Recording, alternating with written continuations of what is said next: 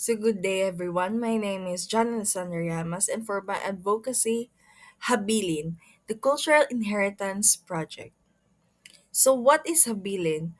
The Cultural Inheritance Project is a community-based initiative dedicated to preserving these living traditions before they disappear. Habilin means legacy, and that is exactly what we aim to protect the wisdom, creativity, and identity passed down through generations. So, what are the key highlights? First, community archiving drives. So, we will visit indigenous and local communities, working closely with elders, artisans, and storytellers to document endangered practices, from weaving patterns and chants to rituals and craftsmanship. These drives will be conducted with full respect for cultural protocols and community consent. Next, illustrated handbooks and digital repositories.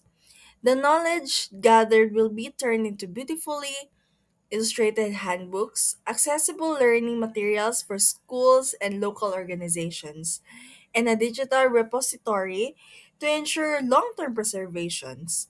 These archives will be open to future generations of artists, scholars, and cultural workers. Lastly, partnership for preservation.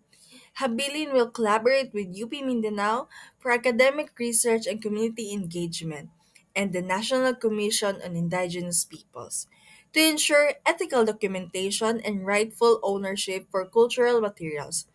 Together, we safeguard heritage not as museum pieces but as living, breathing practices.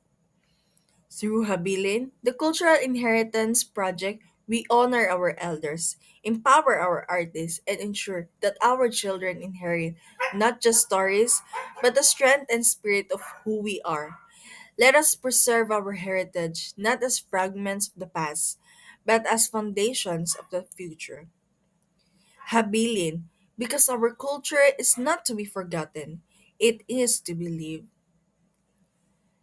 And that is all. Thank you.